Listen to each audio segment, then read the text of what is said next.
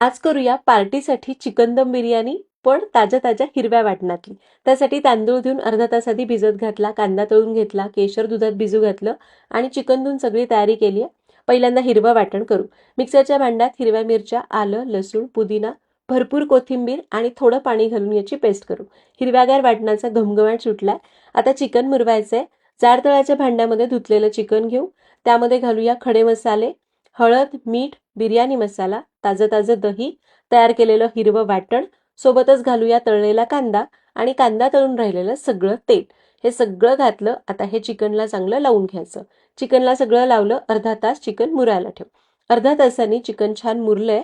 आता आपण भात करायला घेऊ. त्यासाठी एका मोठ्या पातेल्यामध्ये भरपूर पाणी उकळायला ठेवायचं. पाण्याला उकळी आली की त्यामध्ये खडे मसाले, कोथिंबीर, पुदिना, मीठ घालायचं आणि याला मिनिटभर उकळून द्यायचं. मिनिटभर पाणी उकळलं. आता यात थोडा लिंबाचा रस घालू, जेणेकरून पाण्याचा रंग चांगला नितळ होईल. ठीक आहे. त्यामुळे भात पण पांढरा शुभ्र होतो. पाणी आता उकळतंय. रंगही छान झालाय बघा पाण्याचा. गॅस मोठाच ठेवून उकळत्या पाण्यामध्ये तांदूळ निथळून घालायचे, जे पण भिजायला ठेवले होते. तांदूळ घातले, हलक्या हाताने मिसळायचं. गॅस मोठाच ठेवू, जेणेकरून याला परत उकळी येऊन द्यायची. उकळी आली. आता गॅस याला थोडं हलवून घ्यायचं आणि 5 ते 7 मिनिटं मोठ्या आचेवरच हा तांदूळ पाण्यामध्ये खळखळ उकळून घ्यायचा. 5 ते 7 मिनिटांनी भात 90% शिजलाय. गॅस बंद करूया. आता आपल्याला चिकनचं भांडं घ्यायचं. त्यावर हा शिजलेला भात चांगला निथळून घ्यायचा आणि पसरून घालायचा.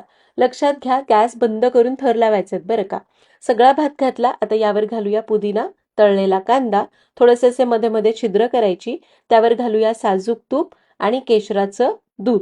सगळे थर लावले. यावर घट्ट झाकण ठेवायचं आणि एकदम मंद आचेवर 40 मिनिटं दम द्यायचा. 40 मिनिटांनी मस्त दम बसलाय.